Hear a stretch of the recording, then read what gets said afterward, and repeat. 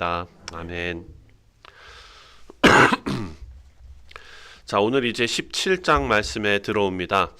네, 여러분 16장 맨 마지막에 보면 이스마엘이 태어날 때 아브라함이 86살이다 라고 기록해 놓고 있습니다. 그리고 이제 바로 17장으로 넘어와서 17장 1절을 보면 아브라함의 나이가 99살이다 이렇게 기록되어져 있습니다. 그러니까 86살에서 이제 장이 바뀌면서 한 절 그냥 쫙 바뀌는데 이제 나이가 99살이 된 것입니다. 그러니까 지금 몇 년이 지난 겁니까? 13년이 지난 겁니다. 13년. 근데 여러분 그 전 상황이 어떻습니까? 사레가 하갈을 지금 학대했고 그리고 아브라함은 그냥 그거를 방치했고 그리고 하갈이 도망갔다가 하나님께서 찾아오시고 이름을 기억하시고 다시 돌아가라 하시고 그리고 그 문제가 다 해결된 거는 아닌데 그래도 그 마음에 하나님께서 언약, 약속을 해주시고 그래서 그 모든 것이 다 섞여 있는 그런 13년 아닙니까? 13년 동안 집안의 그 상황, 분위기가 어땠을지 우리가 그냥 상상을 해볼 수가 있습니다. 사라도 나름대로 상처가 있고 하갈도 그 사이에서 상처가 있고 또 아브라함도 인간적인 마음으로 이스마엘을 바라봤을 때 얼마나 그냥 꿀이 떨어졌겠습니까?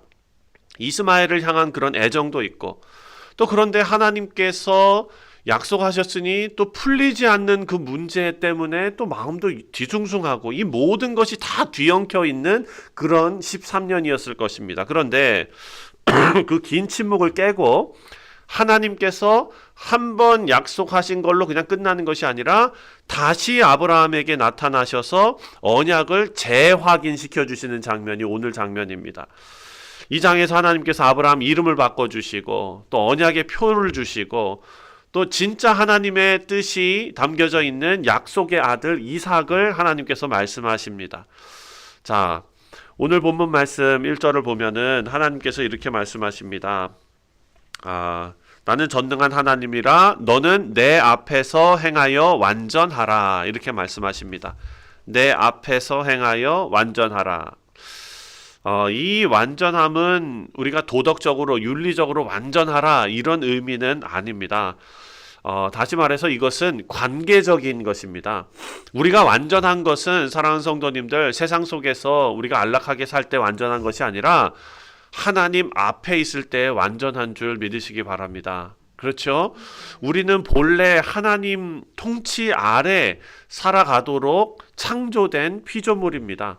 그것이 본래 하나님께서 우리에게 만들어주신 우리에게 부여하신 정체성이지요. 하나님 없이 살아갈 때는 불완전한 거죠.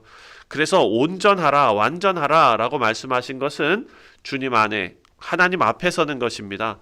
사람들 앞에서 계산하며 살아가는 것이 아니라 결과 앞에서 조급해하면서 살아가는 것이 아닙니다. 아브라함은 그렇게 살았잖아요. 그 이전에 인간의 생각대로 사레의 말을 듣고 또 조급함 가운데 계산하면서 사는 삶이었다면 이제 하나님께서 부르시는 것입니다. 하나님 얼굴 앞에서 사는 삶을 이제 살아라. 그리고 16장에서 우리가 하갈과 이스마엘 그 이야기를 우리가 쭉 묵상하면서 생각했던 것이 아브라함은 현실을 고려했고 시간을 계산했고 가능성을 따지면서 살았죠. 그러니까 하나님께서는 내 앞에서 행하여 완전하라 라는 말씀으로써 이 모든 계산을 다 멈추게 하시는 그런 부르심입니다. 자, 이 완전하라 라는 말은 어디에 또 이 단어가 쓰이냐면 하나님 앞에 제물을 바칠 때 흠없는 제물을 가리킬 때 완전하라 라는 단어를 씁니다. 그러니까 나를 속이지 말고 하나님을 속이지 말고 하나님을 피해서 살지 말고 온전히 하나님 앞에 서 있으라 라는 뜻이겠죠. 자, 3절 말씀을 보니까 3절에 아브라함이 엎드렸더니 하나님이 또 그에게 말씀하여 이르시되 자, 아브라함이 하나님께서 그런 말씀을 주셨을 때 내 앞에서 행하여 완전하라 라고 했을 때 아브라함이 하나님 앞에서 하나님, 제가 이전에 이렇게 했던 건 이래이래해서 이렇게 된 거고요. 이러이러한 사정이 있었고요. 저러저러한 일이 있었고요. 이제는 하나님 이러이러하게 제가 잘하고요. 저러저러하게 잘하고요. 쭉 무슨 말이 많지 않았습니다. 그렇죠? 예. 여기 딱 보니까 어떻게 했대요? 하나님 앞에 그냥 엎드렸대요. 예. 저는 이 말씀을 읽으면서 제 자신도 많이 돌아보고 또 우리 신앙생활도 참 많이 돌아봤습니다. 하나님 앞에는 사실 우리가 설명할 필요도 없습니다. 왜냐하면 하나님께서 우리 다 잘 아시기 때문에. 예. 설명이 길어진다는 것은 하나님 앞에 내가 선다기보다도 사람 앞에 어떻게 보일까를 계산할 때 그런 일이 있지 않겠습니까? 그래서 그렇구나. 말이 많아지는 것이 아니라 엎드리는 시간이 많아져야 되는구나 라는 것을 우리가 이 본문을 통해서 깨닫게 됩니다. 그리고 하나님께서는 이어서 다시 언약을 선언하시는데요. 5절 말씀입니다. 5절에 이제 후로는 내 이름을 아브람이라 하지 아니하고 아브라함이라 하리니 이는 내가 너를 여러 민족의 아버지가 되게 함이라. 자, 이 장면이 중요합니다. 왜냐하면 아브라함은 아직 아들이 하나도 늘지 않았기 때문입니다. 현실은 그대로라는 거예요. 현실은 변하지 않았습니다. 그런데 하나님께서는 이미 이름을 바꾸시면서 완성된 미래의 이름으로 아브라함을 부르시기 시작합니다. 자, 우리 신앙은 지금 현재를 근거로 하나님을 믿는 것이 아니라 하나님의 부르심을 근거로 현재를 사는 줄 믿습니다. 그렇죠? 하나님께서 우리를 의롭다 칭해 주신 것은 지금 우리의 신앙 상태가 의로워서가 아니라 주 예수 그리스도의 의를 우리에게 전가시키시고 우리를 그 피의 공로로 하나님께서 덮으셔서 은혜로 우리를 의롭게 바라보시는 것이죠. 그러니까 그 미래를 하나님께서 완성된 미래의 모습으로 우리를 바라봐 주시는 것입니다. 그러니까 현재를 근거로 우리는 신앙생활하는 것이 아니고 현재를 근거로 하나님을 믿는 것이 아니다. 사례도 마찬가지입니다. 15절 말씀을 보니까 15절에 하나님이 또 아브라함에게 이르시되 내 아내 사레는 그 이름을 사레라 하지 말고 사라라 하라.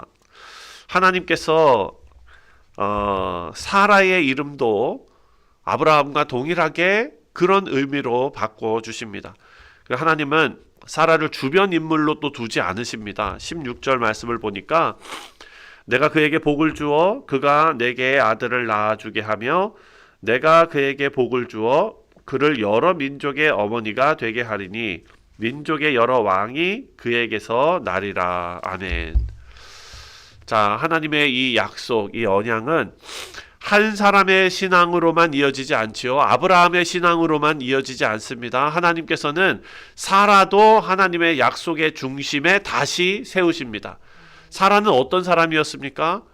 이 전장 말씀을 보니까 사라도 아브라함처럼 계산하던 사람이었어요. 그리고 그 계산했던 그 일로 자기의 선택으로 인해서 발생된 여러 가지 결과에 대해서 너무나 감당하지 못하여 인간적인 모습으로 그 여종을 학대하던 사람 아닙니까? 그런데 그 사람을 하나님께서 다시 이름을 바꾸시고 회복시키시고 하나님의 언약 중심에 놓으셨습니다. 사랑하는 성도님들, 우리 모두도 마찬가지입니다. 하나님께서 우리를 주 예수 그리스도로 말미암아 회복시키시고 하나님의 언약 중심에 두시는 귀한 성도님들이심을 다시 한번 깨닫게 됩니다. 그리고 이제 성경에서 할례가 나옵니다. 자, 이 순서가 참 중요합니다. 하나님께서 이 언약을 다 말씀하시고 나서 그 다음에 할례를 행하라 라고 명령하십니다. 이 순서가 바뀌면은 이 신앙이 완전히 왜곡되는 것입니다. 자, 10절과 11절의 말씀의 요지는 뭐냐면 너희 중에 남자는 다 할례를 받으라. 이것이 나와 너희 사이의 언약의 표징이다. 이렇게 말씀하셨습니다. 그러니까 잘 생각하셔야 됩니다. 할례는 언약을 얻기 위한 조건이 아니었다라는 것입니다. 왜냐하면 언약을 먼저 주셨거든요. 만약에 할례를 받게 하시고 그 이후에 할례 받음으로써 언약을 주셨다 그러면 이야기가 달라질 텐데 그것이 아니라 언약을 미리 다 주시고 그리고 할례를 주신 이유가 주어진 언약, 하나님께서 약속하신 것을 몸으로 기억하게 하는 표시라는 것입니다. 몸으로 기억하게 하는 표시. 그래서 하나님께서는 아브라함 개인에게만이 아니라 그 집에 속한 모든 남자들에게 같은 표를, 할례를 요구하십니다. 12절부터 13절이 그 내용입니다. 집에서 난 자든지 돈으로 산 자든지 막론하고 다 할례를 받게 하라. 자, 하나님께서 공동체를 하나님의 약속 가운데 묶으시는 그런 장면입니다. 우리 사랑하는 성도님들, 물론 우리의 개인의 신앙이 하나님 앞에 잘 서야 합니다. 그렇지만 우리 가정이 참 중요합니다. 하나님께서 언약의 공동체로 묶으신 신앙의 공동체, 신앙의 가정, 그 가정이 하나님의 약속을 기억하는 가정이 될 수 있기를 간절히 소원합니다.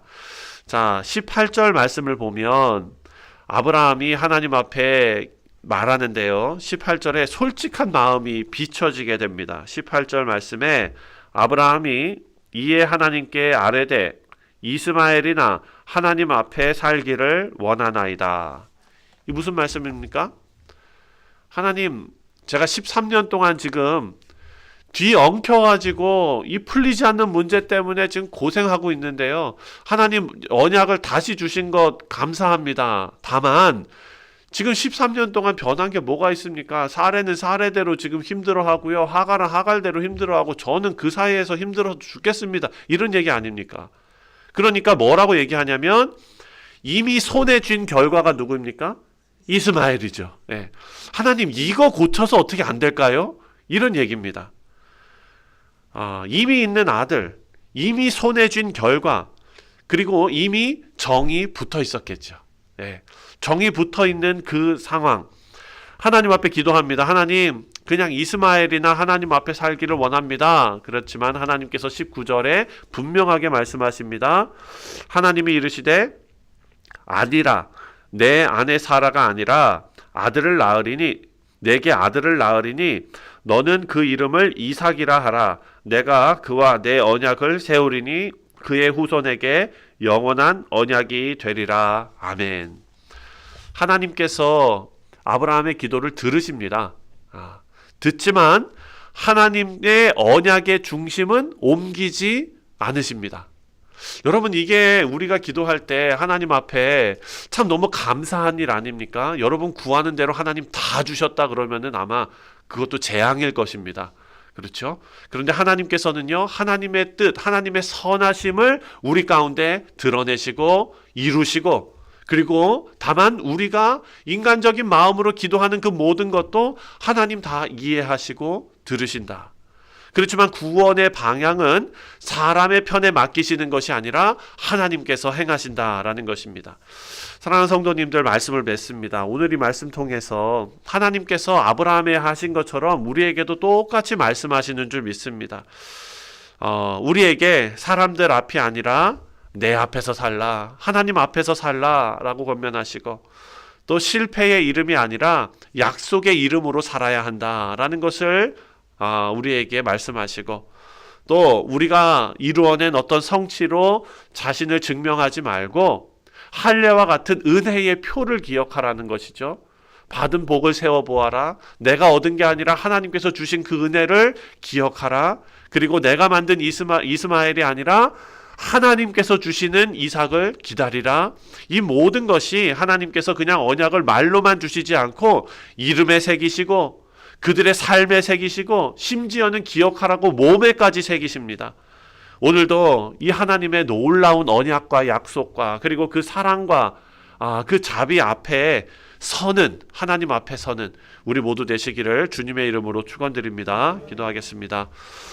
하나님 아버지, 감사합니다. 우리를 하나님 앞에서 살도록 불러주셨사오니 감사합니다.